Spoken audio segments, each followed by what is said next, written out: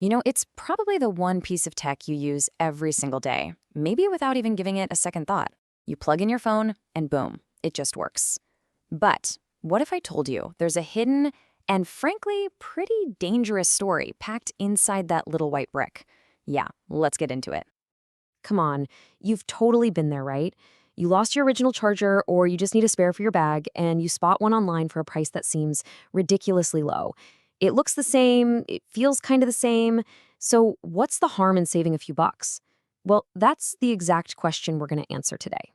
So, before we go any further, I just want you to look at this number 98%. Just let that hang there for a second. It's a shocking figure, and it is at the absolute core of this whole story. That's what it means. According to the Chartered Trading Standards Institute, a staggering 98% of counterfeit or unbranded chargers, they fail even the most basic safety standards. So that cheap charger, it's not a bargain, it's a gamble. And believe me, the stakes are way, way higher than you think. Okay, so to really understand the risk here, we gotta deconstruct this little everyday object. We're gonna start from the outside and work our way in, looking at all the clues you can spot with your own eyes. Because your first line of defense is just knowing what to look for. And look, this is not just some theoretical risk. Experts like Paul Higgins, an electrician who sees the aftermath of these things all the time, well, he's witnessed firsthand the devastating damage they can cause. We're not just talking about your phone's battery life here. We're talking about preventing some really serious harm. All right, so how do you become your own personal safety inspector? It's actually a lot easier than you think. You don't need any special equipment, just a keen eye and, a healthy dose of skepticism.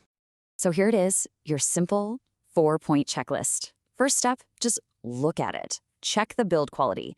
Are the plastic seams all wonky? Does it feel kind of cheap and flimsy? Second, read the labels, and we're going to dive deep into that next.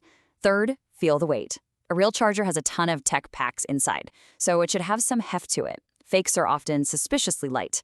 And finally, number 4, the price. If it seems way too good to be true, trust your gut. It is.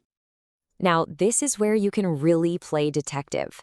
You can spot so many red flags just by reading the fine print. A genuine charger, it's going to have a clear brand name, proper safety marks, and the printing will be crisp and consistent. The counterfeits, on the other hand, often have misspellings, they're missing those crucial safety marks, and the text just looks blurry or poorly spaced. And hey, for Apple users, you got to look for that MFI badge on the packaging. And speaking of MFI, what does that even mean? It stands for Made for iPhone/iPod/iPad. Think of it like Apple's official seal of approval. To get that certification, other companies have to use an official authorization chip from Apple, and they have to pass a whole battery of safety tests. It's a really reliable shortcut to knowing a product is actually safe for your device. Okay, so we've covered the outside, but all those external clues, they're just symptoms of a much bigger problem. To really, truly understand the danger, we need to crack one of these things open. Because what's inside? Well, that's where the difference between safe and hazardous becomes crystal clear. And wow, this just says it all, doesn't it? On one side, you've got a genuine charger. It's like a complex miniature power plant with over 60 components, all designed for safety. Then you look at the counterfeit. It's empty. It often has less than half the parts, all of them are low quality, and the critical safety features are just gone. It's not an equivalent product. It is a hollowed-out, dangerous shell. So what exactly is missing? Well, basically all the important safety gear. Things like fusible resistors, which are like a tiny circuit breaker to stop a power surge from absolutely frying your phone. High-quality capacitors that make sure the power flows smoothly instead of in jagged, damaging spikes. There are also thermal protection chips that are like a little thermostat, shutting things down before it can overheat and, start a fire. And then there's proper insulation, which is literally the only thing separating lethal voltage from your hand. Every single missing part is a specific danger just waiting to happen. But the danger doesn't actually stop with the brick. The cable itself? That's another major point of failure. I mean, we've all seen those frayed cables, but the risks go way beyond just having an unreliable connection. So, how do you make your cables last longer and keep them safe? The basics are simple, but they are so crucial. Always unplug by grabbing the connector, not yanking the cord.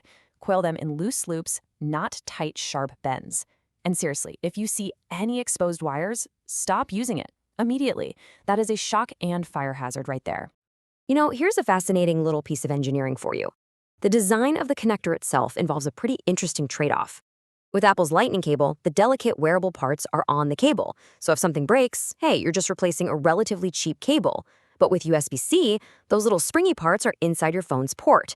That makes for a tougher cable, sure. But if lint and dirt get in there and damage the port, the repair is on your very expensive device.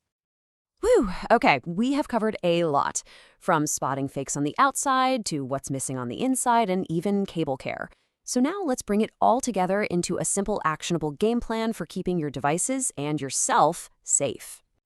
So here it is, maybe the most important takeaway of all. This whole explainer, it isn't meant to scare you into only buying the most expensive charger straight from your phone's manufacturer. The real lesson here is learning how to tell the difference between a dangerous, cheap counterfeit and a safe, affordable charger from a reputable third-party brand. So this is your playbook for buying smart. If you want zero guesswork, yeah, buying from the manufacturer, the OEM, is always your safest bet. But if you want to find a great, safe alternative that's a little more affordable, you look for those certifications like MFI for Apple stuff. You buy from stores and brands you actually trust, and you use that checklist we just went through. That's how you can confidently buy a charger that's both safe and a good value. And that brings us right back to where we started, with that temptation. That super cheap charger might save you $10 today, but when you actually weigh that against the risk of destroying a $1,000 phone, or so much worse, causing a fire, the real cost becomes pretty clear, doesn't it? What's that peace of mind really worth?